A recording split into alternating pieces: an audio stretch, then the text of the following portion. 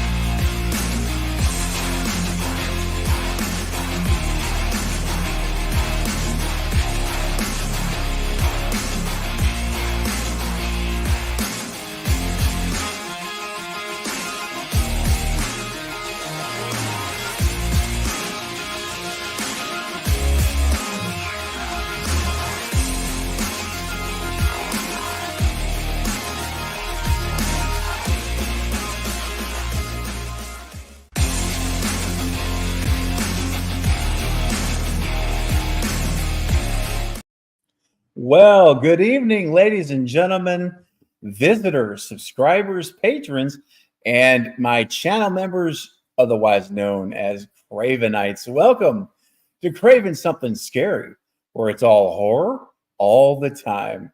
Guys, tonight we are here for this very special night. Been counting down, actually, for this night to arrive, and we have made it. I know many of you have been counting the days as well to meet our special guest tonight. But before I get into that, just a couple things I want to mention first. Number one, if you can certainly submit your questions and comments now for Alex, and we will get to as many as we possibly can during our time together. We have only 1 hour, and you guys know how quickly that time flies once we get started. So just remember, we may not get to your question or comment, but if that's the case, it's nothing personal. You guys know that, but certainly do submit that in. Now, if you have a burning question, and if you've seen Thanksgiving, and I hope most of you have now, if you're not, you've got to get out and see this movie, then you may have a real burning question about this film that you want to ask Alex about. You can do that by submitting a super chat. I'll promise you this. I'll move you to the front of the line, and we will not end the broadcast until the broadcast. What's such an old school term? We will not end the live stream until that is addressed. Okay, I promise you that. So do you have that option? Don't feel like you need to, but you can certainly do so, and it does help the channel out. So it's a win-win for everybody. And real quickly, before I bring on my guest, we have an anniversary. Denisha, a channel member for 19 months. 19 months. That's incredible. To say, Stephen, happy early birthday. Thank you, Denisha. For those of you who may not know, my birthday is tomorrow. As a moderator, it's been a great 19 months. Can't believe it. Almost 2 years. Looking forward to the milestone with you. Thank you so much, Denisha. I appreciate you and your support, and I'm looking forward to it as well, my friend. All right, guys. My guest tonight is someone who utterly impressed the heck out of me in the movie Thanksgiving. And don't worry, I'm not giving any spoilers, okay?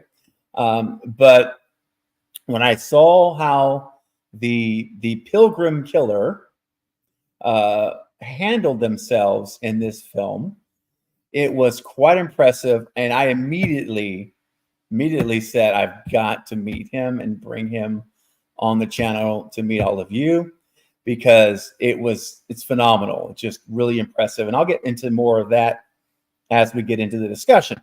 And so I'm so thankful after reaching out that he accepted my invitation to come and be a part of the show tonight. So guys, I want to bring on the amazing stunt performer and / actor.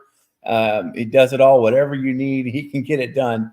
But please welcome the Pilgrim Killer in Thanksgiving, Alex Armbruster. Alex, welcome. Hi, everyone. Thanks for having me. You are so welcome, and I truly appreciate you being here. I have been literally counting the days down, as I just said, because I've been so excited to talk with you about this role and this movie, which I'm thoroughly impressed with. So thank you again. All right. And by the way, guys, Polar, thank you, Polar. Polar and Sarah and Denisha are my moderators tonight in the chat. And Polar will be posting, or one of my mods will be posting a link here to Alex's Instagram. So please go follow Alex over here on Instagram. Be one of the cool kids and follow Alex on Instagram. There's the link. You can literally click it and go right to it and hit follow. And then you can go back and check out some really cool posts and pictures that he's posted. So definitely do that. We'll be posting this periodically as people do come into the stream, at random times. So thank you, moderators, for doing that and for modding the chat. And also, Alex, I wanted to, before we get into the questions, I thought it might be fun. I looked at your stunt reel on Vimeo, and I took the liberty. I should have mentioned this backstage. I just now realized I forgot to talk about it. I took the liberty, though. Pardon my cough. I'm dealing with a little thing, so bear with me. Anyway, because of the copyright situation with YouTube, they're really sensitive on music and stuff. I took the clip and I put some different music that I know is safe to play. Yeah. And so I tried to keep the spirit of what you were doing and musically, but I would love to show the folks your stunt reel. Yeah, go for it. It's a little bit. It's a little bit old. I think it's like there was a 2019 one at this point. I'm in the process of making a more updated one. But hey, as long as you go into it with that information, go for it. Wonderful. All right, guys. So here we go. Just to kind of whet your appetite a little bit to see some of the amazing work Alex has accomplished outside of Thanksgiving. He's done a lot of stuff. So let's go ahead and enjoy that now for the next couple of minutes. Check this out, guys. Just I'll let it speak for itself. Okay, here we go. Here is Alex in action. Crank it up.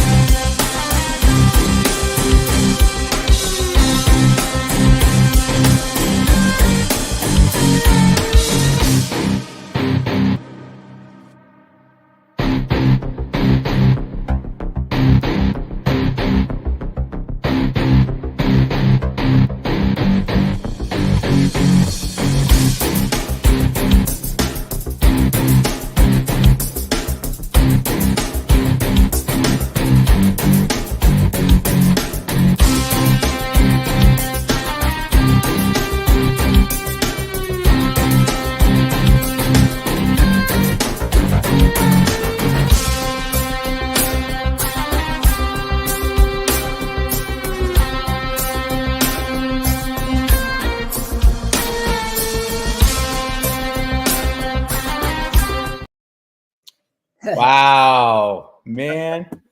I'll tell you what, if that doesn't get your heart pumping and a little adrenaline pumping, I don't know what will. Brings back some memories, that's for sure. Ooh, wow, that was impressive stuff, man. Thank you. I appreciate it. Truly, man, truly. No fear of heights, I'm guessing, in your blood.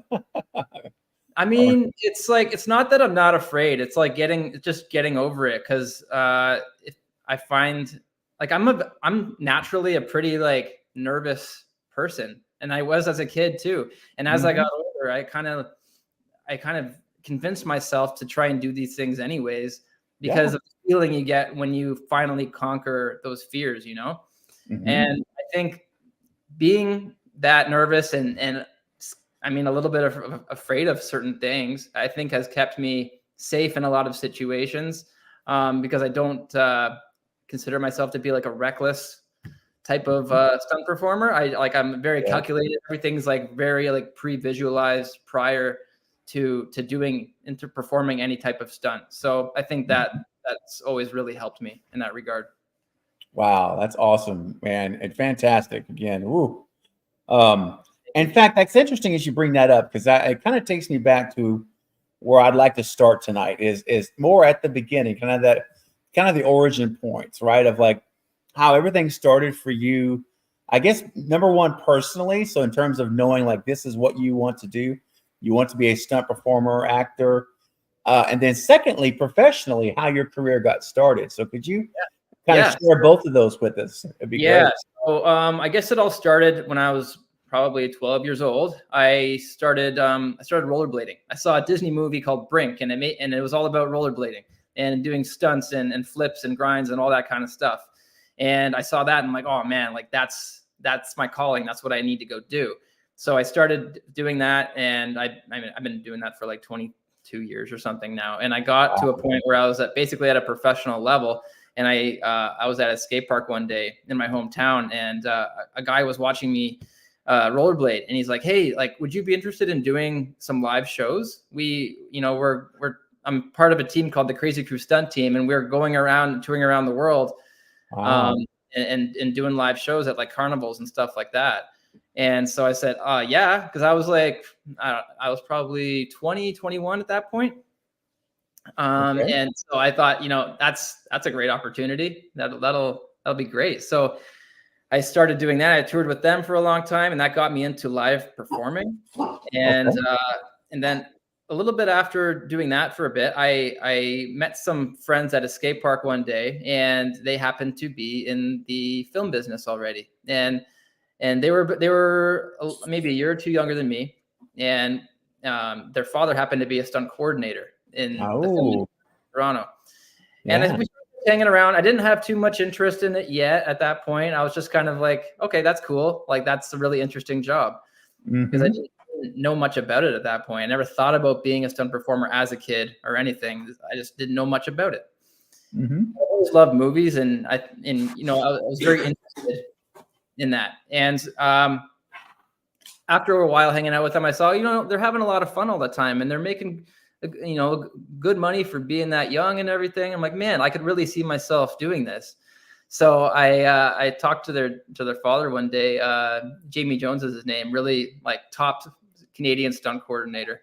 And he actually coordinated for the It movies as well. Oh, nice. Yeah. He's awesome. And so I asked him, hey, like, can you give me some sort of a shot on set? So he said, sure. I have this little MTV show called Skins that I'm doing, and I'd like to have you come out and do an SSE part. SSE means Special Skills Extra. And it's kind of it's a step in the film world. It's a step below a stunt performer and a step above being an extra. Okay. And we were doing a big fight scene and a big like a foam party rave scene. And my role was just to be the buffer in between the stunt performers and the background performers, and just to make sure that they wouldn't get hurt basically in this fight scene, just in case I moved into their territory there. Okay. Basically, it's a good way to first get on set, because there's not a lot of pressure on you to perform like a very specific, like high pressure stunt. But the stunt coordinators use that opportunity to watch you carefully, to test you, to see if you can take proper direction to see if like down the road, if you have potential to be a proper stunt performer. Wow. So that's kind of how like I got into my first sort of job in the film industry. And then I fell in love with it at that point. I'm like, this is amazing, you know? And wow. So I tried to figure out like, oh, how am I going to keep making a living doing this? I probably won't be able to do it just from knowing one stunt coordinator, right? So how do I network and figure out who everyone else is? So I started asking around to some of the background performers, like how do you like get background work, you know? And they gave me a list of all these like background agents and stuff. So I contacted them and I started doing that, and I did it for about like a solid 3 years. Just bringing my resume, my demo reel, which at the time I had burned on a DVD with me. Nice. Oh yeah. I had everything with me, like a physical copy. And then if there happened to be a stunt coordinator on set, whenever I was doing background, I would go in and find them and introduce myself whenever they weren't busy and say, hey, like, I'm really trying to get into stunts, you know, like if there's any opportunities, like, please, like, give me a shot. And that was a solid, like 3 years of doing that. And finally, some different guys, they decided to give me a shot, and it slowly like built up over time. And it was, I think the first stunt I had was on the show Breakout Kings. And that was the same guy, Jamie Jones. He gave me my first shot, but it's really tough to get your first shot as a stunt performer because we're unionized. And, union that we have up here is called ACTRA, which is a sister union to what you guys have in the States, which is SAG-AFTRA. Yes. Yeah. And so it's really hard to get your first gig because they have to have a good reason to hire you over other performers that are already established in the union. So that's the issue, right? It's hard to get credit.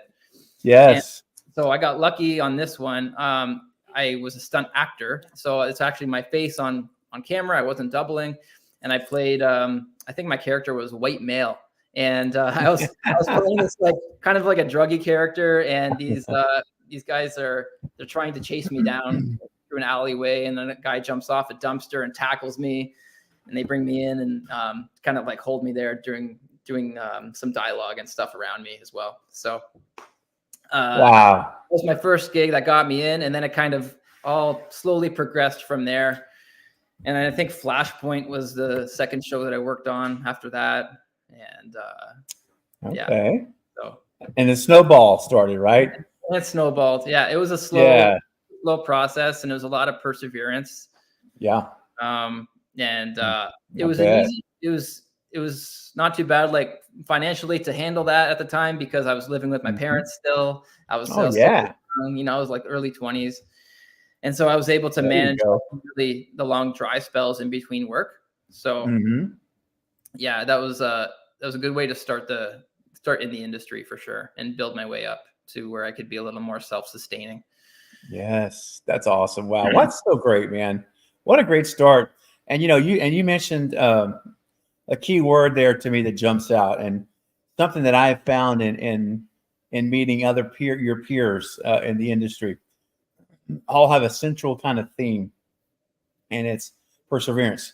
It is not giving up. It's like, even no matter what the scenario is, you keep going, you keep trying, to get yourself in there, and you just don't let go. And I've found the folks that have done so well in their careers, like Scott, old school guy, Scott Leva, Chuck Borden, guys that have been in over 400 films since the 70s. All of them are basically like the same thing, is that it's perseverance. It's not giving up. It's just staying at it. And you again give it a great example of how it's paying off, how it's paid off for you and still paying off for you. And you're still rolling down the hill. And it was great, man. Thank you. I appreciate it. It's purely, it is living the dream. Like when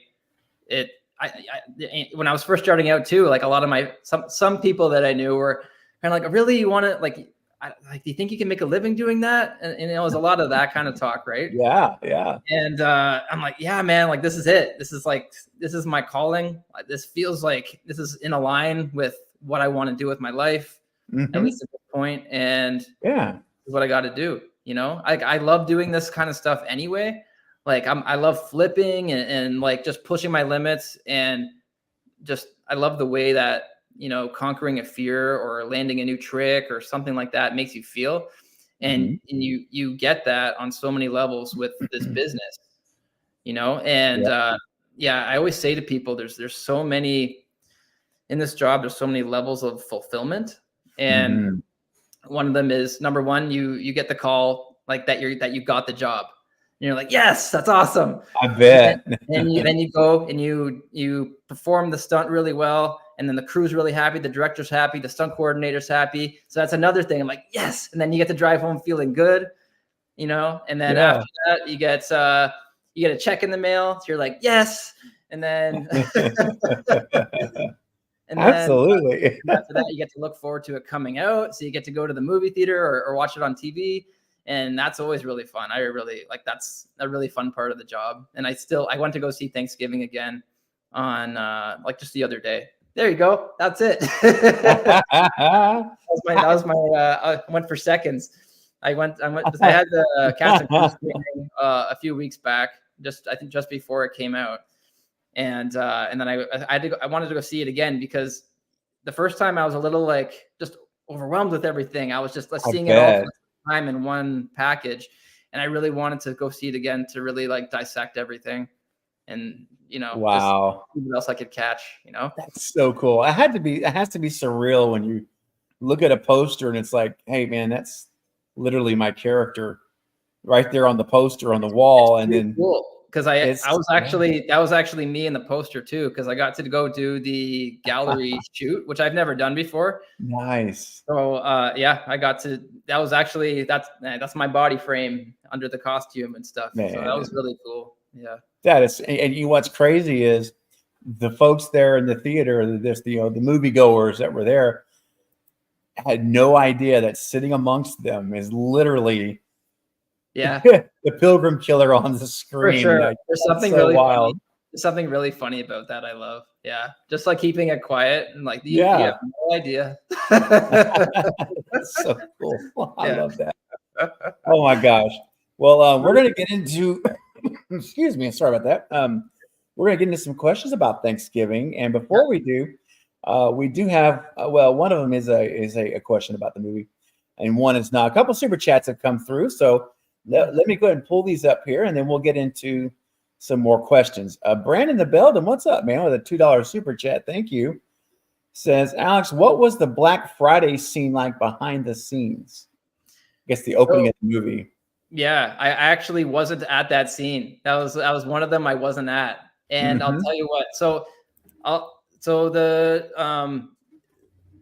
doubled Patrick Dempsey, and I also doubled John Carver. So John, when I doubled Patrick Dempsey, it was actually a lot of it was split between me and a friend of mine named Jeff Meach. And so for that scene, Patrick Dempsey, he got trampled over by some of the patrons. And so that was him in that scene. I wasn't there, unfortunately, for that particular one. But a lot of my friends were there, and they were the patrons doing all the big, like, crazy fights in the background of all that wildness, you know. And they all had a lot of fun. It was one of those. It's like a stunt performer's dream when you get to go on those big chaotic days like that, and they're just like have a free for all. And like, obviously be safe and everything, but and we're all professionals. We've all done this like a million times. These kinds of scenes, you know, big like barroom brawls and things like that. It's a lot like that. Oh man, it's tricky because like all the cameras are all over the place in these scenes, and it's hard to make sure you sell all of the hits and everything. So you have to really watch and make sure your angles are right on everything. But yeah, they all had a really fun time. I'm sorry I wasn't there on that one, but hopefully that can give you some information. I know about it. For sure. Oh yeah. What an opening that was. And again, if you got, for anyone here who's watching this live or in the replay mode over the next weeks and months even, if you've not seen, you got to see the movie. I'm telling you right now, trust me on this. You don't want to miss Thanksgiving. And I don't mean the actual holiday because it's past, but I'm talking about the movie. You don't want to miss it. Brandon, thank you for the super chat. Seriously. Now, here's a question from Russell, who is also a Canadian, and he said, thoughts on Dar Robinson? Loved his gags. Saw him jump off the CNN Tower years ago for that incredible show. You familiar with Dar Robinson? Robinson, yeah, and some of his work. I'm definitely familiar with the CN Tower jump, and I'm a skydiver myself. I'm on a temporary retirement right now just because I have young kids, and I'm just, Yes. you know, yeah. My wife is happy that I'm just taking a few years off of it. I bet. but because of that, like I definitely saw his base jump off the CN Tower, which is no easy feat. There's a lot of buildings and a lot of hazards that are around the CN Tower, and even just being allowed to jump off there would be like it's a hard feat to accomplish. Just off of it's not easy to access that, and you know, so yeah, huge respect for him. Huge respect for every stunt performer that came before me and laid the groundwork for everything that's possible today. And everything that they did back then was a lot more practical, and they really figured out how to make things more safe for the newer generation in stunts. So yeah, huge respect for Dar Robinson and everyone else that came before me. Absolutely. Awesome. Yeah. All right. Thank you so much, Russell, for your super chat, your $5 for the channel. Greatly appreciated. And a great question too. Much appreciated. All right. So let's get into Thanksgiving once again. We're gonna dive in to Thanksgiving. Love this poster. Very Scream-like poster, which I love this approach. So how did the audition come about for the role of doubling John Carver, the Pilgrim Killer? Yeah. And again, it's no spoilers, guys. If you haven't seen it, we're not spoiling anything. I promise you. Yeah. I'll try to be careful of that. yeah. It's okay. If something slips out, it slips out. But yeah, I figure most people have probably seen the movie at this point, but we'll see. Right. Yeah. Exactly. Yeah. So for stunts, sometimes there's auditions, sometimes there's not. It depends on the situation and who the stunt coordinator happens to be, and if you've worked with him before, and if he knows your ability and your skill level and all that kind of stuff. So for me, I often research what movies and what TV shows are going to be filming, and I saw this one was coming up, and I looked it up, and I'm like, oh, Patrick Dempsey is going to be in it. That's cool. And I looked, Patrick's he's like, 5'9". I'm like, oh, I'm 5'9". Sweet. Like I could double them. Oh, and then my the stunt coordinator that I know, I'll drop his name, Dan Skeen, awesome guy. Yeah. And I texted him. I'm like, hey man, like if you need a double for Patrick Dempsey, like I'm his size, and we've worked together so many times before. And so he's like, oh really? Like, yeah, like that's awesome. So I've been talking to Eli, and he's like, yeah, I want to have a few different doubles on it, probably just to change up movements and things like that. Yeah, basically he said like, all right, you have the job if you want it. So I said, great, wow. That's awesome. And that's awesome, man. Yeah. And and originally it was just supposed to be me doubling Patrick.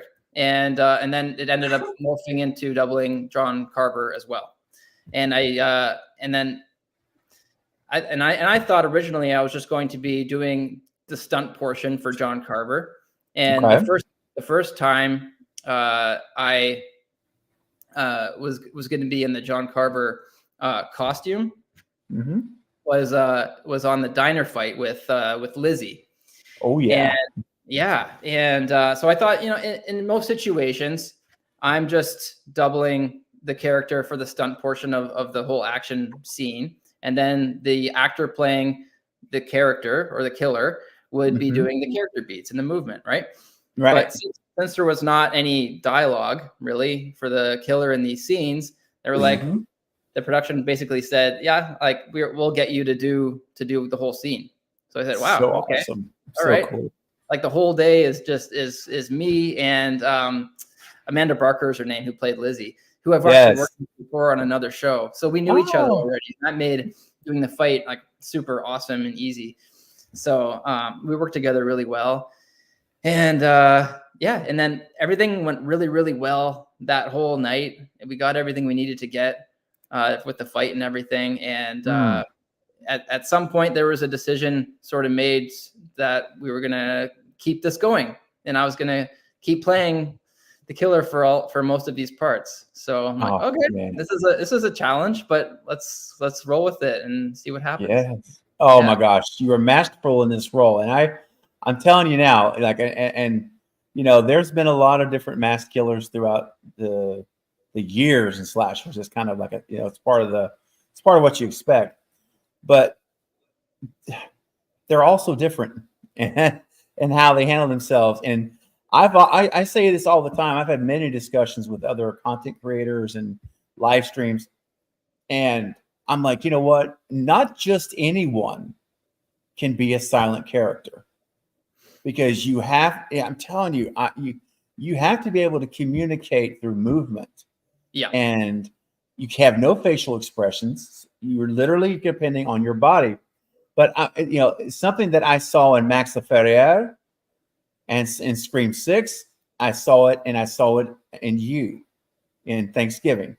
And I immediately thought of Max, not that you were copying or anything, I mean that.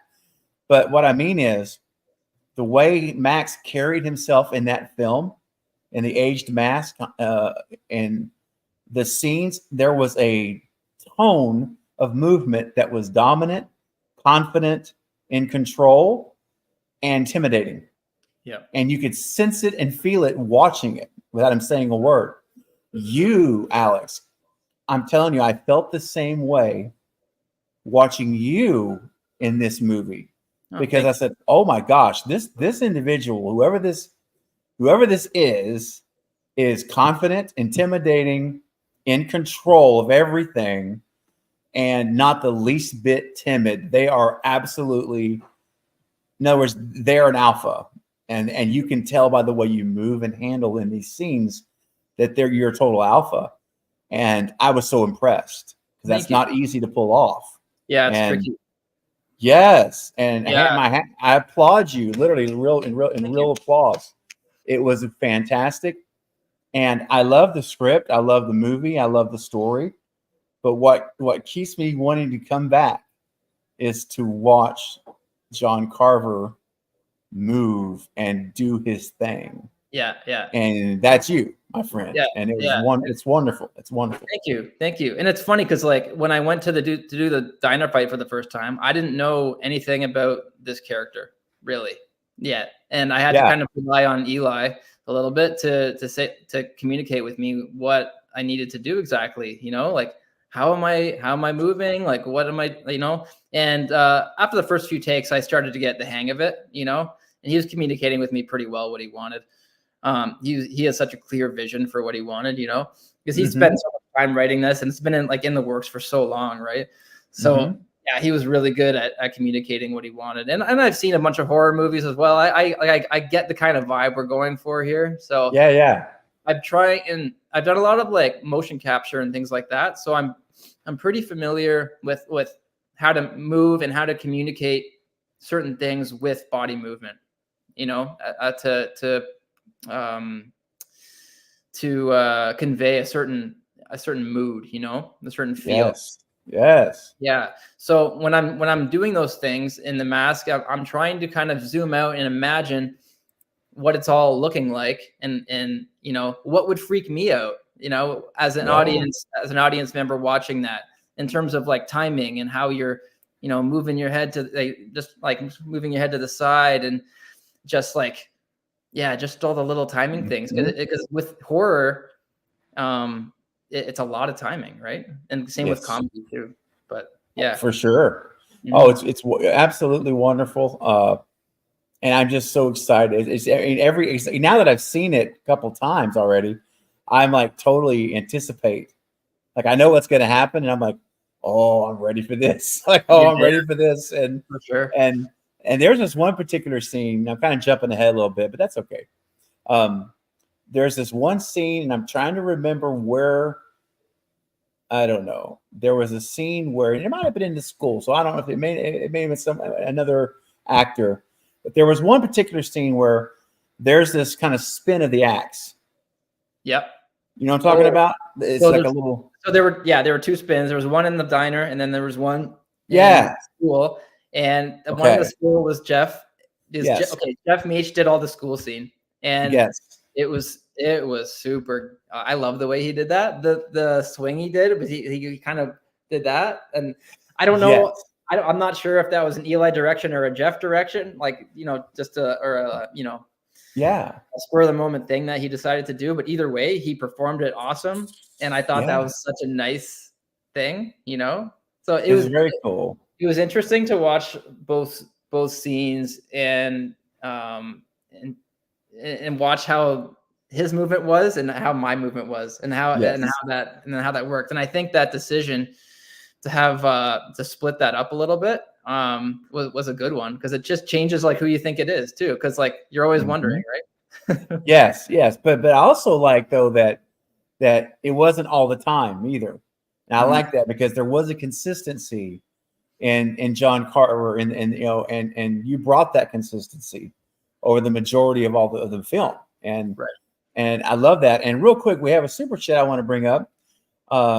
Scott coming in with a $50 super chat for the channel. Wow, thank you, Scott. That is so generous. My goodness. Says, first and foremost, happy birthday, Stephen. Well, thank you. This is for you, brother. Well, I appreciate that. That is so generous, man. Second is I want to thank you, Russell. And he met Alex. He's apologizing profusely. He typed the wrong name in, and he knows it's Alex. Oh, that's okay. I want to thank you, Alex, for being here and sharing your history as a stunt double with us. You were amazing in Thanksgiving, and we hope to see you in Thanksgiving too. Yes, Thank indeed. you so much. Yeah, I hope to be in it too. We'll see. I don't have any control over that really, but hey, if you like what you saw, then let them know, please. Heck yeah, everybody. Eli Roth is on social media. You can let him know. Say, hey, we want Alex. We want Alex back in Thanksgiving too. I'm gonna do it. I'm gonna let him know. Sure thing. I'd love to do it again. We'll see what happens. I know it's gonna be a little while until that happens. I think he's taken a year to write it, and so. Wow. We'll see where they film it and where that happens. It depends on so many things, But sure, hey, sure. I'd do it again if the opportunity arises and I'm available. Then sweet. Heck yeah! Oh my gosh, I'll be through the roof, man. That'll be amazing. Yeah. And Scott, thank you, man. Really, that's so generous of you, man. Seriously, much appreciated. And just to show you, real quick, Alex. Scott said, "Please forgive me, Alex." Don't worry about it. All good. And I've done it. I've done stuff like that sometimes, where like you'll be typing and you see someone's name in the chat or something, and you're reading a message and you accidentally type. You know what I mean? It's easy to do that. For sure. So easy to do that. All right. So let me see here. I'm curious. What was the shooting schedule like for you in the film? Like, how many days were you on set? Do you recall how long it was? Yeah, I probably had in the realm of 10 to 15 full, like 12-hour days and nights in the movie too. We did a lot of nights. Yes. Yeah. Okay. Which are tricky, they're quite hard, especially when you're playing the killer, because you're involved in so much in like every scene. So it's like, it's quite exhausting. Oftentimes, like, in other shows, for example, like, we'll do nights and stuff, but you're not being used the whole night. So you can have your time to rest and have your downtime. But this was not much downtime. It was go, and which made it go by fast. And it was nice to be involved in everything. I really enjoyed that. But there were some long, cold nights for sure. There's this factory that we work in up here. This old power plant. It's called the Hearn. It just sounds nasty, and it is. It's like this old plant, and they keep filming stuff in there. But this building's like, it should be condemned at this point. Like, none of us love working there anymore. But they keep doing stuff there because the inside does look really cool. It looks awesome cinematically. Okay. So they keep shooting things in there. But but it's just like, in the wintertime too, it's like it's colder inside than it is outside. It's all concrete and it's really thick concrete, so it really like traps that cold inside. Oh man, it's not always conducive to performing stunts when you want to be kind of like warmed up and limber for things. Oh yeah, you're just kind of like cold and you're like, I don't want to take my coat off. Oh, do they roll in you like those heaters? There's some guys. They try their best to put up some heating tents and things like that, but it's not good. You still got to walk out of that. It is what it is. It's a bit of a grind for those scenes sometimes. I can imagine. Now, without we're not going to give anything away or anything, but was the Hearn? What I'm trying to say, was that possibly the finale third act scene where we see the truck and all that? Is that location? That's the Hearn. Yeah. I figured. I way you were describing it. Yeah. You get that there's a big shot of the outside of it at one point before they go in. And that's right. That's it. That's the whole thing. That's right outside downtown Toronto. Oh wow. Okay. Yeah. Oh my gosh. Now I'm just curious because you're the first person I've had a pleasure to meet that has worked on an Eli Roth film. So how would you describe kind of the culture and the feeling on set under his direction? How would you describe that feel? Because everyone's different. All these directors have different tones and things, the way they do things. Yeah. Eli's, first and foremost, he's great. He's great to work with. We got along really well. He has a very clear vision for what he wants, which I can appreciate because oftentimes I work on shows where there's not a lot of direction of where we're going. Sometimes for certain like action scenes, for example, a lot of directors won't necessarily know where to go with that, and they'll rely a lot on the stunt coordinator or the second unit director on how to shoot those.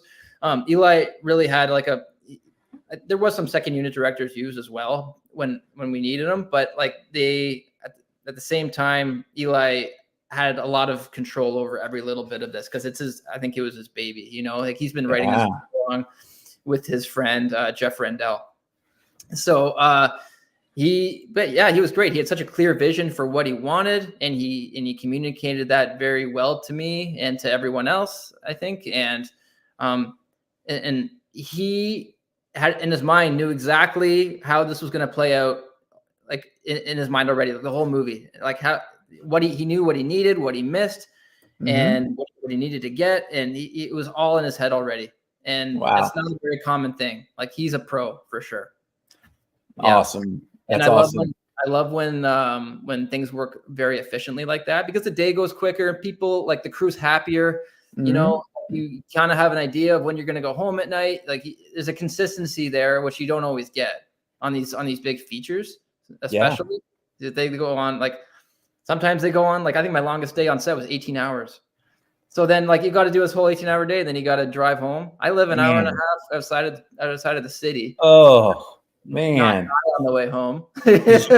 Were you ever tempted just to get a hotel room? Sometimes I do. If I'm working consecutive days and stuff, I'll stay or I'll stay at a friend's house or something. But yeah. But that's a lot of hours. A lot of hours. Yeah. Luckily, at least for stunts, typically it's not every day. You're popping in and out as they need you for certain scenes, so it's manageable, especially when you live outside of the city like I do. So, but when you're working consecutive days as John Carver, then that gets a little more tricky. Yeah, for sure. Yes. Oh my gosh.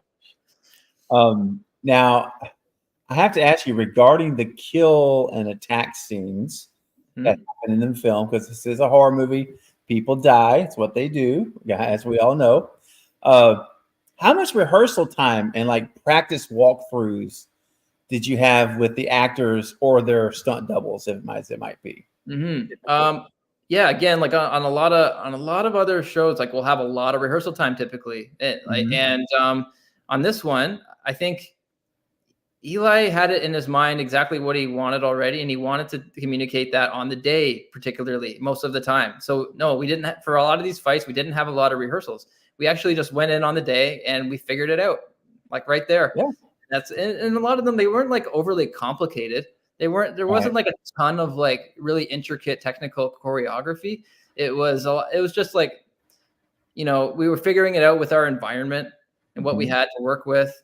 And I think it became very organic in that regard. Just figuring it out. Like, how would we like most efficiently get from here to there? What looks most menacing? Like, what's the most aggressive way to do this? Like to get from, like Lizzie from the sink to the freezer, and like, how do we like, yes. So what a scene. I was actually going to ask you about that scene, dude. That's like, woo. And by the way, I say dude a lot. Please don't, it's part of my vernacular. That's all right. And that goes, and the words the adjective you used a moment ago is one I didn't use earlier, but it fits. Aggressive. John, the Pilgrim Killer, John Carver, so aggressive. And that scene, and we're not spoiling anything, it's in the trailer. If you've seen the trailer, you've seen a little bit of this scene. But when you do that whole dunk, the sink dunk, then straight to and then it's so twisted. The freezer door opens and it's like, bam. I'm like, because we've all had that moment in our life at some point, at least as a kid, where the popsicle gets stuck on your, we've all been there. Yeah, like a fence or something. Or like a fence, as some might do. Yep. But man, the way that's executed, oh my gosh. It's just, it worked really well. And Amanda, she was so awesome with that too. Just her performance was so good. And she had an element of comedy to it, the way she was doing everything too. And she's really good. She's a great actress. And the hardest part about that scene was every time something hit my hat or my mask at all, I couldn't see a single thing.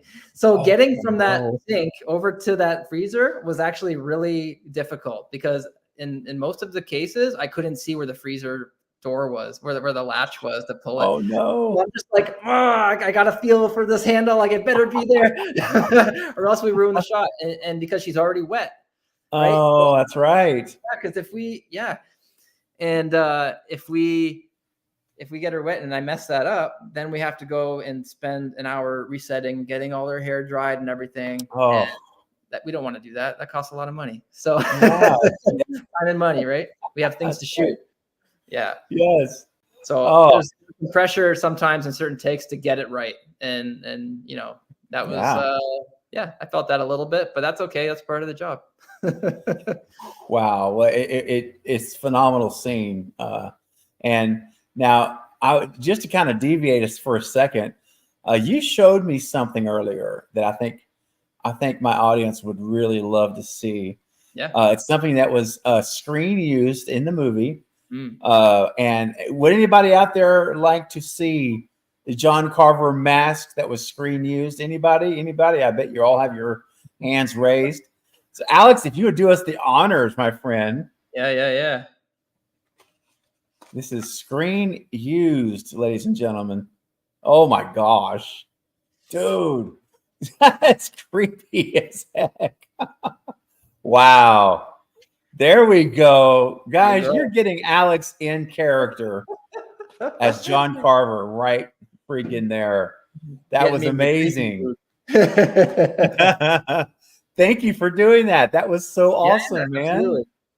Just to clarify, this is one that was used at some point in the film. I don't know which kills it was used for or anything, but it was a gift. So, yeah. Wow, I gotta tell you that was intimidating. Just seeing you do it now with not even the whole costume, that was a little creepy, man. You got me a little bit. I'm not gonna lie. You know what was funny? Earlier today, I had this out, and my son, he was 3 years old. He decided he's going to put this thing on, and there was something really creepy about a little 3-year-old running around my house with that mask on. It looked way creepier than the actual killer. Yeah. Oh my gosh, that's awesome. Yeah. And hey, we got ourselves a super chat here. Let me pull this up real quick. Slashing it with Matt, sending in a $5 super chat. Thank you so much, Matt.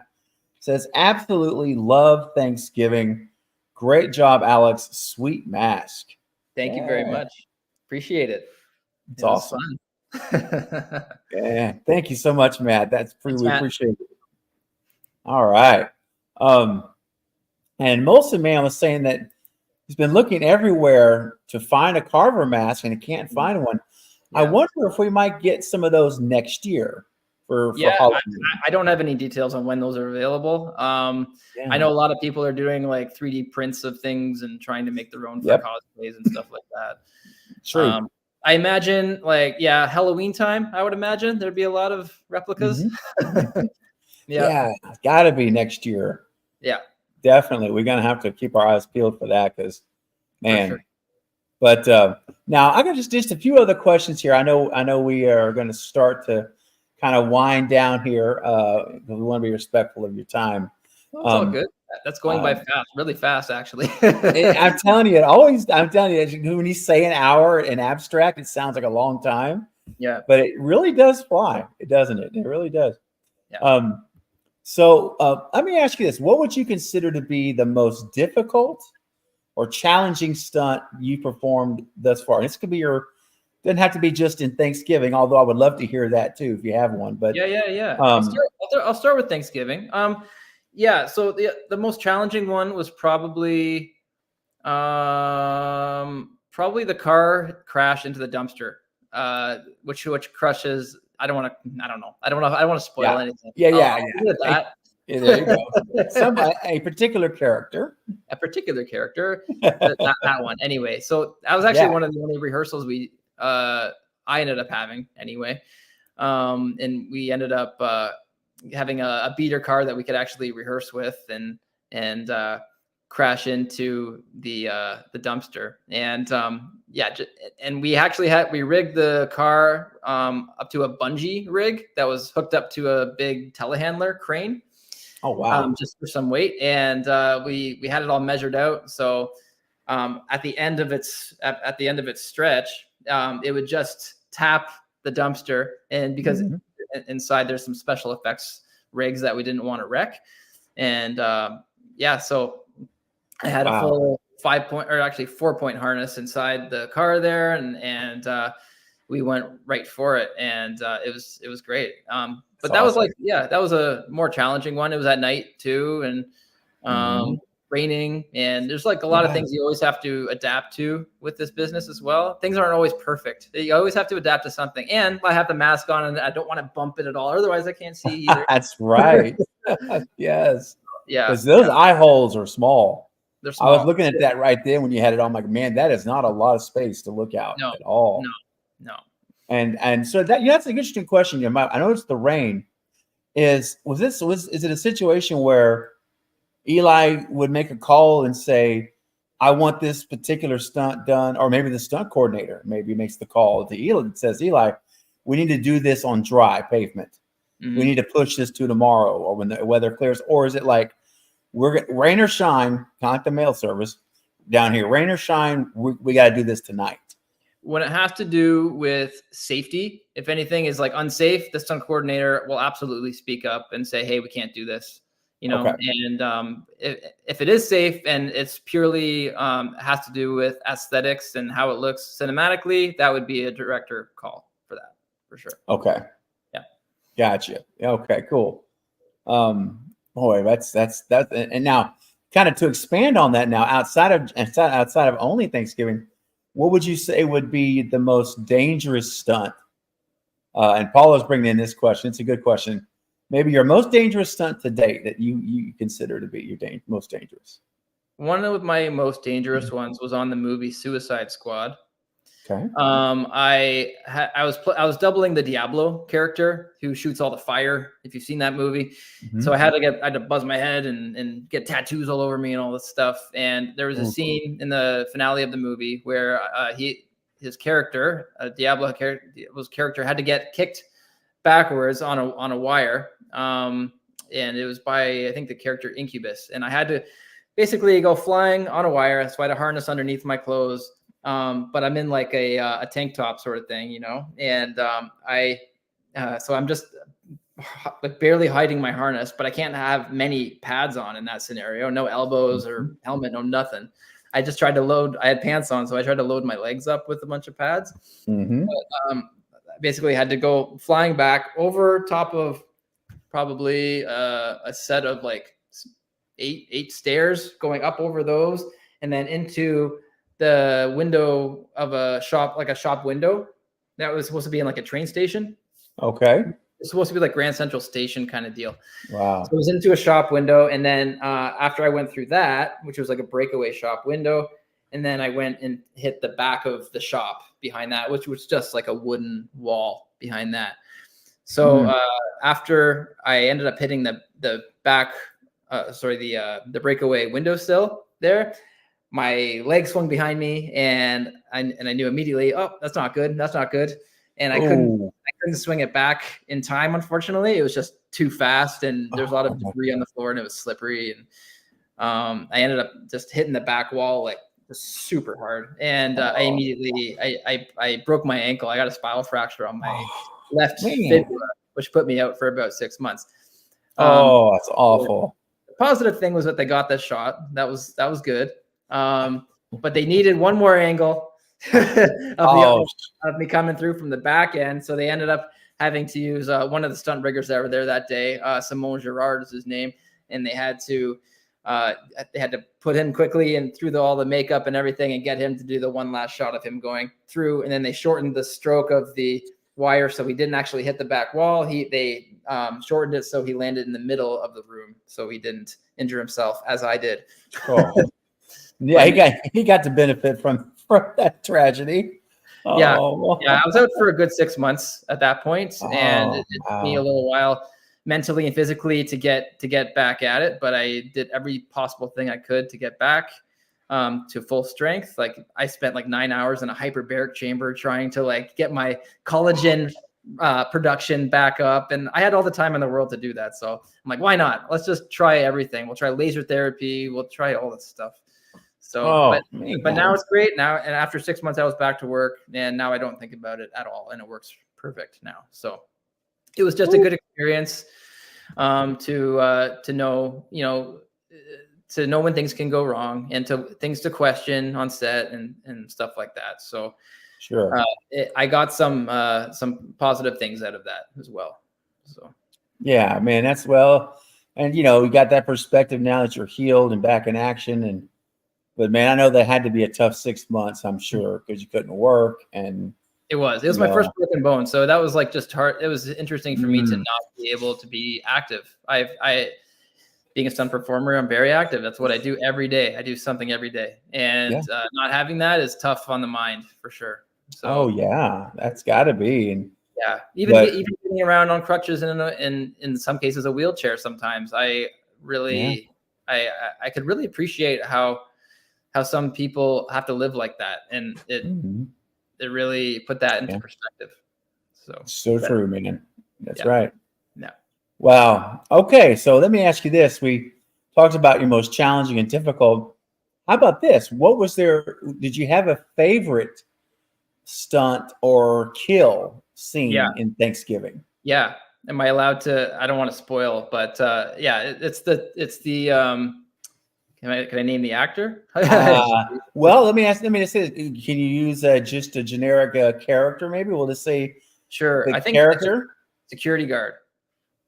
Okay, I know you're talking about. Hold on. Yes, this guy. Yeah. So I'm a big fan of him to begin with in his comedy, Tim. Yes. Right? So that was really fun getting to meet him and work with him, and it was actually pretty funny. On the way to set that day, I don't think I looked too closely at the call sheet on like who was working that day, and I didn't when I was going from we call it base camp where all the trailers are, and when I was going from there to the set, he was in the same shuttle as me, and I didn't even realize that it was him.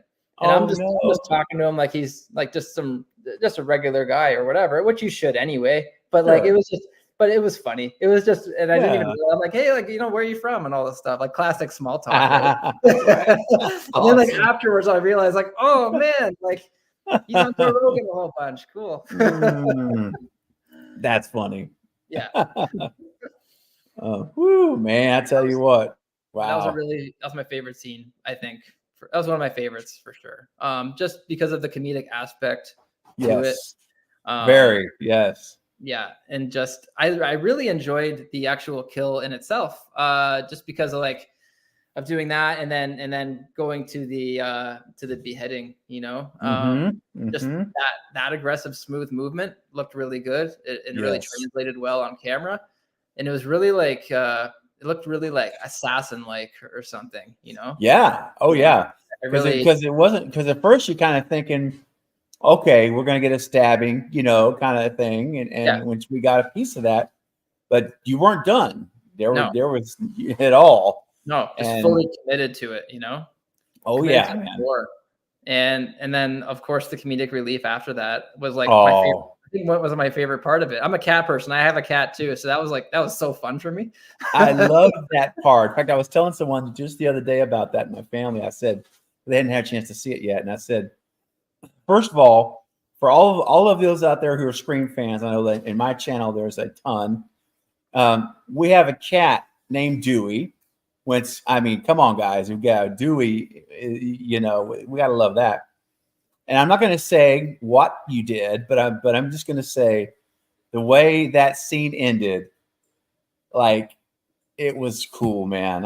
I say, okay, this is interesting because this, you don't normally see like a mass killer do something like that after what just happened. That's all I'm going to Exactly. say. Yeah. And I like that though, because it gives you a little almost not a conflict, but you're kind of like, oh, I like this person. Yes, exactly. They actually have a heart, which is Yeah, weird to yeah. say. It's a little But bit of the Dexter feel, how you're like, oh, yeah, you kind of like it, So I think yeah, that was so funny. It was a really good call by Eli to do that. it So was so good because that's one thing. I'm like, oh no, And anyway, yeah, that was great. yeah, yeah. I think that's like when I look back at it all, I'm like, that's my favorite part for sure. I love it. And what's really cool is Alex, sharing this information with all of us, because when we see the movie again, or for those who haven't seen it yet, there's some haven't made it out there yet, but guys, you got to go while it's out there. Oh yeah. But no matter how many times I see the movie moving forward, I'm always going to remember that, oh, well, this is Alex's favorite kill scene. Like, Yeah, there you go. it just changes the viewing experience, which is so cool. Yeah. Now let me ask you this, a little different question. Was there something that you considered a surprise or unexpected that you weren't anticipating moment sometime during filming the movie? Like, oh wow, didn't see that coming or anything like that. Yeah. I think I'm going to go back to even just getting to play this character as much as I did, because I didn't expect that coming into this job. I thought it was just going to be standard stunt doubling job, just doing the stunt portion of the movement and all that.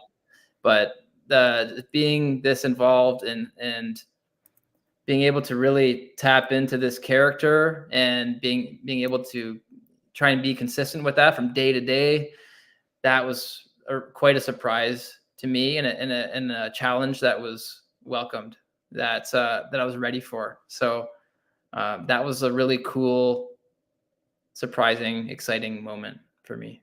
Oh man. Yeah. That's so cool. And Castellar says Thanksgiving is a gift for slasher horror fans. Yes. Awesome. I'm glad you guys enjoyed it. It was so fun making it. It was really fun to go to work every day, even if it was nights. Yes. And then just a couple more questions. And guys, I'm going to go ahead and say last call for questions. So if you have a question for Alex, go ahead, and this is the time. We're going to call last call. I've got a couple of more questions for him, so you have a little bit of time to get that in.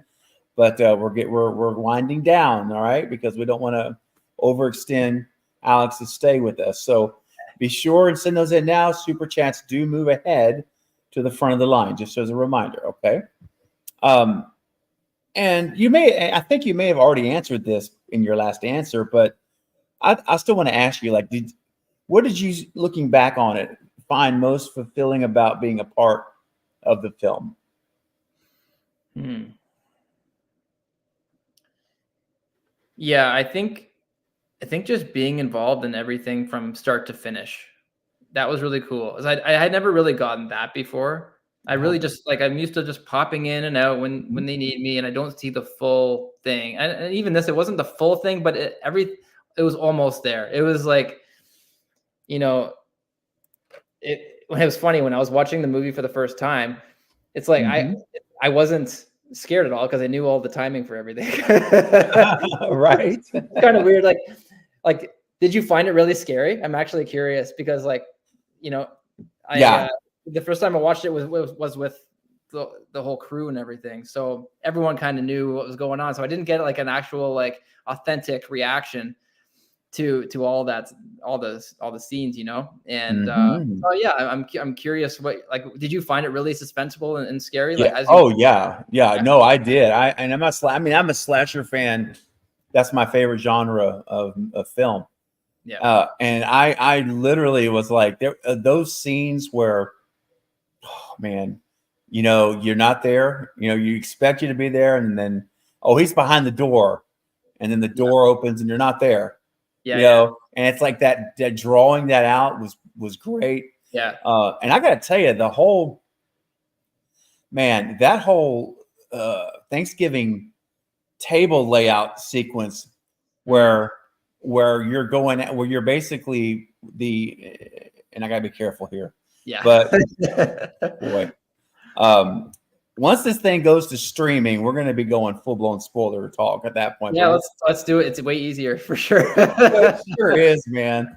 Um, but I will say this: there's a particular character, um, and if you watch the trailer closely, you might figure it out. But there's a character who is trying to get away. Okay, after some careful basting Mhm. and careful placement of vegetables, Yep. and so I think you and I are on the same page.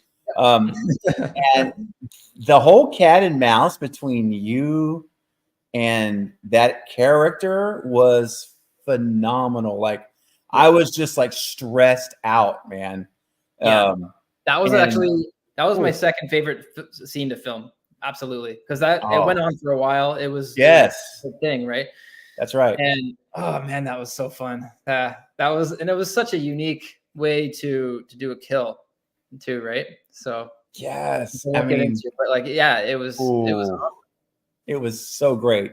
yeah. But And to answer your question, the Alex, actress that played okay, her was really awesome hmm too. We got along really well, and yeah, um, yeah, we still chat about stuff now too, and it's oh, yeah, yeah, I yeah, bet yeah, that's. I guess I mean that's wow. There's a lot goes on in that whole thing, and just and it's something that I will mention this that I've talked to other people about too since seeing it, and it's like this movie felt more like a Scream film mm, than the last two Scream films. yeah, And I'm not trying to be controversial or put anything down because I enjoy this last two. The Wes Craven films are my favorite, obviously. right, And I enjoy 5 and 6, so it's not that I don't like them. But what was missing from them was the cat and mouse. It mm, was the stalking, the hunting. And there was so much of that in this movie yeah, that it felt so good. It was like that's what I'm telling everybody. You've got to see the film. If you're a slasher fan at all, of any degree, you're going to love this thing. So to answer your question, absolutely. The way the suspense was done, the scenes were carried out, the stalking, the hunting, and again, how you carried the character just made it so intimidating and creepy as heck. thank you, And I really mean that. It was great. It thank was you, great. thank you. There was a lot of input from Eli in there as well, and he had a good idea of what he wanted. But Yeah. he let me have the reins a little bit in terms of timing for certain things, Okay. especially in that last one we were talking about. Mm-hmm. Because there was so much time uh, to do the stalking and all that stuff, and he gave Yes. me a little leeway from time to time there, and Nice. yeah, Yeah, there's some good beats in that whole sequence. It was really fun. Mhm. Oh yeah. Got to tap into my inner killer. It was so fun just to like be behind that and just try to think of like, oh, what would scare the crap out of me if I was watching this right now? Mhm. What's the creepiest way to convey Wow. it? Yes. It was fun in a weird way. Well, but you know what? That's interesting because it gives us insight to why we feel the way we do. Yeah. Because you're thinking that consciously as you're making the movie. So and you're right. I mean, it's just, whew, man, just again, like I said earlier, the aggressive, intimidating, alpha, in control manner of how you carry this character. It's jumped off the screen to me immediately, and the closest person that I can think of again was how Max Ferrer carried himself in Scream 6. Yeah. And so, which he did a great job in that film as well. But you just brought it. And I have to ask you this: are you a fan of horror movies? Do you like scary movies? I have to ask that question. I was more of a fan when I was younger. When I watched a lot of this, like the Scream 1, 2, 3 when I was younger. Yeah. Oh and yeah. And I really actually quite enjoyed those movies. I actually I haven't seen the later ones, and I need to go watch them still. Even the one that Max was in, and Max is a friend of mine, so I still need to go see it, and I want to support his work. Yeah, totally. And Max is an awesome guy. We worked together a whole bunch over the last few years, and he's great. So definitely go see his movie. I know I have to. Yes. Scream 6. Yeah, he killed it, man. Scream 6. Yeah, he kills it in that movie. That's Ghostface. Yeah. Oh yeah. Yeah. But hey, we got a super chat real quick. Yeah. We're wrapping up here. Scott coming in with a $5 super chat. Thank you, Scott, for another super chat tonight. Says, Alex, not only was it suspenseful, but the story was very unique and original. I was more than pleasantly surprised. Thank you again for your great work. Awesome. Yeah. I mean, obviously the story I have to credit to Eli. He did all that, but but I quite enjoyed portraying the character. I'm glad that it was conveyed well to everyone, and everyone was so happy with it. And again, some of it was Jeff Meach as my buddy as well, in the whole school scene. And I think there's a few other like little bits and pieces as well that he did that were really exceptional. And another friend of mine that jumped in as well for a couple of second unit shots as well that I have to give credit for. His name's Thomas Lorber. Awesome, another awesome stunt performer. It's just the way film works. Everything gets switched around a lot. That's how it goes. Sure. But I'm really happy that we all provided a good character, and that's gonna hopefully start a franchise and be a new horror icon. Absolutely. We need Thanksgiving to be a franchise. Like it's an annual, every couple of years we get a new Thanksgiving entry, a new John Carver story. And oh man. And trust me, if I have any say, which obviously I don't, other than I do have a voice, I can voice the fan's voice. You're the guy. You're the one, Alex. This is you. You are John. Thank you. So my book. That's how I look at it. I appreciate that. We'll see what happens. Yeah. If anyone feels the same way, feel free to let them know. I would love to do it again. Yes, indeed. In fact, I'll take it one step further. Everybody, listen, be sure you go to Eli Roth's Instagram or Twitter and just respond and leave a message and just say, hey, want you to know we love the movie and we really want Alex back as John Carver, and let your voice be heard. You do have a voice. So thank you. I really absolutely it. And I'll be the first. I'm going to do it. I haven't done it yet, but I'm going to do it tonight. I'll lead the charge, and I'll go get on his socials and comment and keep my fingers crossed, man. Big time. Thank you, everyone. I really appreciate it. I had so much fun with it. Yeah, I think it was one of my favorite jobs I've ever done. I have to say that for sure. Aw. I've been on a lot of shows and in movies, and this was, it was funny because at first I was all about, I want to be like a lead superhero double or something like that, because superheroes, like, it was the biggest thing for a while, right? And now yeah. it's come and gone a little bit, and now Yep. the popular genres are changing a little bit, and I'm not sure where it's all going to go. But this one, getting into this genre, was a really refreshing change from all of that, and Yeah. I was welcoming it for sure. It was really fun, so I'd love to do. Yeah. Wow. I'll tell you what, this is a beautiful table set up, but this is one Thanksgiving dinner that I would never actually want to attend. I spent lots of time in that room. I bet. Oh my God. It was funny. I did a lot of the insert shots of, like, just, placing things on plates and moving things around. And I'll tell you, with those gloves, with the big gloves on for the John Carver gloves, it was very hard to have enough dexterity to carefully move little things around and do those little technical shots. Wow. And those are some of the most stressful shots, because just the smallest things mattered, So sure. It was always adapting to different situations and figuring out how to make it work. So wow, I'm glad it all worked out. It worked out wonderfully.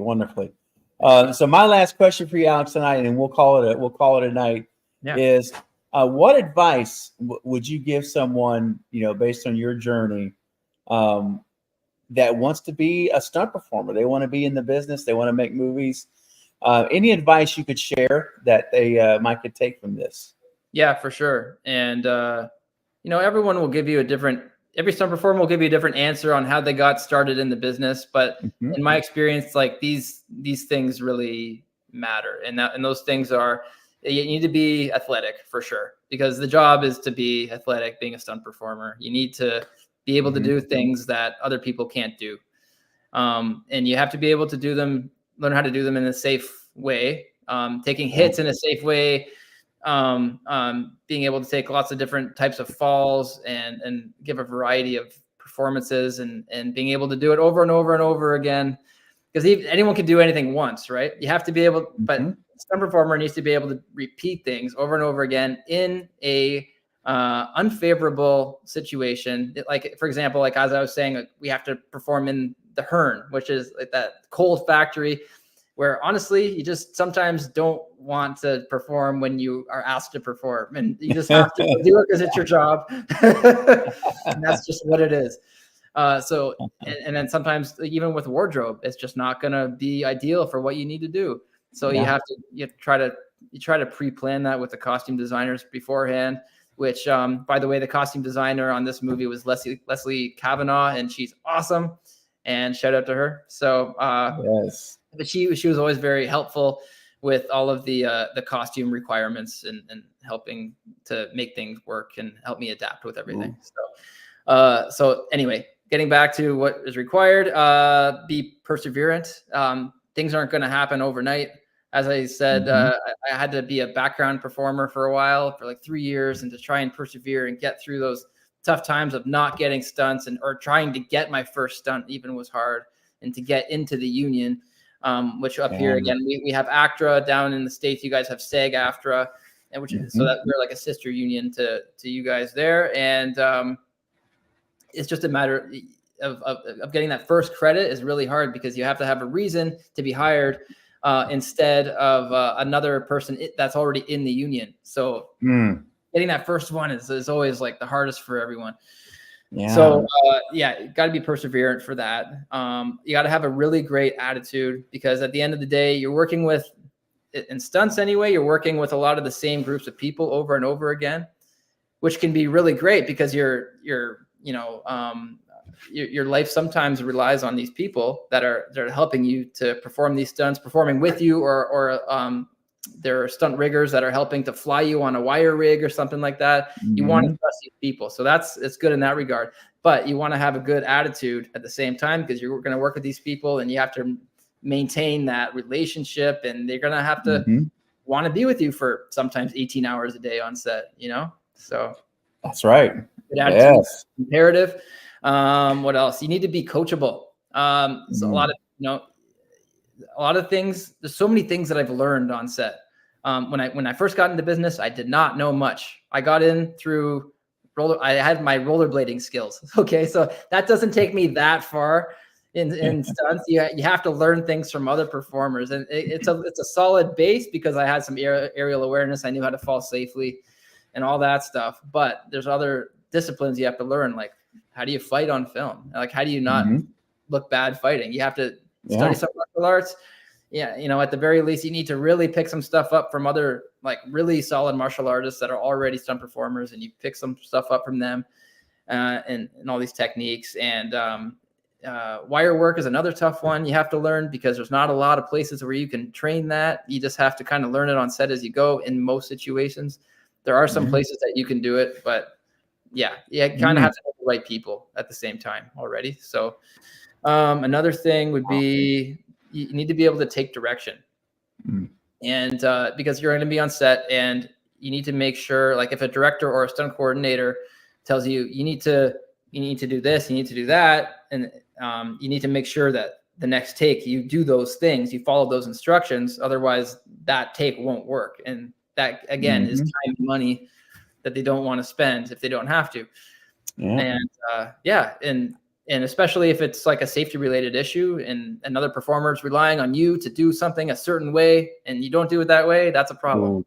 So you got direction. It's really important. Another thing would be discipline. Like there's going to be a lot of downtime when you're not working because that's just the way the industry is. We just went through a crazy strike, the actors strike, which we're not part of the same union up here. However, a lot of the American shows come up here and shoot, and they weren't shooting up here. And those are kind of bread and butter for the most part. We have some Canadian shows that we're shooting, but they're typically like lower budget, and they are the stunts at least are fewer and further between as a big budget American show. So it definitely hurt us a little bit, and we're glad that that is over for now. So and then what else? Yeah. And then also there's like COVID and like anything can happen. The film industry always has issues. So you need to have discipline and whether it's with your finances, making sure that you're not spending everything you make, you got to be able to carry yourself over that time period of that dry spell so that you're not always desperate for work, So it's tough at first when you're first starting out to build that foundation. But then, as you go and as you see how, as the years progress and you can build up a little bit of a foundation, it gets easier. And then your energy changes too, because then you're not so desperate to try and find work because you don't want to have that desperate energy when you're like, hey man, I really need some work. Right now. I really got to pay those bills. You don't want to have, you want to have a positive mindset, try to manifest some good things happening and just let it flow, and the right things will come. And now, I try. I still send out a few little text feelers or emails or whatever to if my work is slow to try and fill that space in, But a lot of times too, I'll just get text messages because of all of the relationships that I built in the past, and they know what I can do. They know my look and everything. And if they have an actor that I can double or a stunt acting part that I can fill and audition for or something, then they'll call me and they'll ask me to do it. So it's just. Yeah. And that's me with Patrick Dempsey there. And that's in the Hearn. You can see how lovely that place looks. That's right. There it is. Wow. That's so cool, man. How was Patrick Dempsey real quick? Just as a bonus question. He's awesome. How was he like to work with, man? What kind of vibes did you get from Patrick as far as really cool vibes? I pretty much only worked with him in that scene. And that it was only I think it was only 2 or 3 days that I worked with him, but I got to talk to him a little bit, and he was a really nice guy. We talked a little bit about his car racing and stuff, and I thought that was super cool. And otherwise, just like giving him tips on how to sell the action that he was doing, and he was great. He was awesome. He had a lot of trust in the stunt department and making him look good. So and he made himself look good in many occasions. He did a lot of stuff himself as well. So. Yeah, wow, really nice guy. I have nothing but nice things to say about Patrick. He's great. Yes. He's the sexiest Nice. man alive. I mean, who'd have thunk it? I mean, there you go. Hey, I mean, mean, being a stunt double's got to be kind of close, right? I mean, well, I was going to say that kind of like it reflects on you a little bit there, I would think. Yeah. We'll take what I can get, right? Right. Absolutely. Oh my gosh. Well, guys, listen, this has been absolutely wonderful. Be sure you all go follow Alex on Instagram. Okay. We've got links in the chat for you to go and follow him there. Be sure you do. That way you can stay in the loop on his latest post and pictures he likes to put up and just the whole 9 yards. You get a lot of behind the scenes stuff there on his Instagram. It's really cool. Yeah. So be sure you all follow him there. And believe me, I've already pitched the idea that backstage earlier to Alex about possibly returning to the channel for a watch party of Thanksgiving once it gets onto streaming platforms. Alex, what do you think, man? You think we might pull that off? Oh, I would love to do that. That would be really fun, especially once we could talk about all the spoilers and all that stuff. Yes. I would love to dive into all the details and how we shot everything. I think that would be really fun because I love talking about that stuff. Oh man, wonderful! Thank you for the support. There you go. Appreciate it, Scott. That's awesome. And anyone else, be sure if you're not following him right now, go do that. Please do. Thank you. I always posting lots of behind the scenes stuff and different things that I'm doing. And every day I'm always trying to, even if I'm not on set, I'm trying to do something different in an active way every day just to change things up and stay proficient in everything that I do because it's not that easy. So no, and it's paying off for you, man. And that's you figured it out and you're killing it. And I think you did again such an incredible job. And I'm ready to see it now for the third time, even more. And I already loved it. So just great stuff. And for everyone watching, if you've not seen the movie yet, Thanksgiving, it is still in theaters. It's not gone yet. You have a chance to go see it on the real big screen. And I'm sure we'll be getting some news coming up in the next couple of weeks, hopefully, as far as streaming and target dates and all that. So once we know when that's going to be, then I'll be sharing it here on the channel with all of you. And then maybe we'll get coordinated again with Alex maybe in January or February at the latest. And we can get something on the schedule for the watch party. It'd be such a great time. Oh my gosh. That'd be wonderful. Well, Alex, this has been a total blast, man. Thank you so much for being here today. I hope you had a great time. I sure did. I definitely did. Thank you. Thank you for having me. Thank you everyone for listening and tuning in. I really had a fun time, and thank you so much for your support. I really appreciate it. Absolutely. Believe me, we are Team Alex here for Thanksgiving too, 100%. And we'll be letting Eli know on his social media. Fingers crossed. Go. We'll see. Yes. Oh my gosh, how amazing would that be? So awesome. So I'll tell you what, Alex, if you hang tight, I'll meet you backstage. You don't have to do anything. Just hang tight. Yep. And for everyone in the chat, though, we'll go ahead and say goodbye. And we appreciate Alex staying an extra half hour tonight. That was very generous to him to do that. And it was a great time. Hope you all enjoyed it. If you're watching it live or on the replay, be sure and follow him on Instagram. And go watch the movie, Thanksgiving. See him in costume doing what he does, and it is amazing. You guys will not be disappointed. Oh my gosh, there he is. Let me tell you what. Ooh. Hope you can handle it. Oh, let me tell you what. It's awesome. Love it. All right, guys, we're going to call it a show. I'll see you all again very, very soon. Thank you for your super chats tonight, supporting the channel, and your great questions. And we will see you on the next video or the next live stream. Good night, everyone. See you later. Thank you. Hey, you have been watching Craven Something Scary. This is Lee Waddell, the original Ghostface, thanking you for stopping by and checking it out.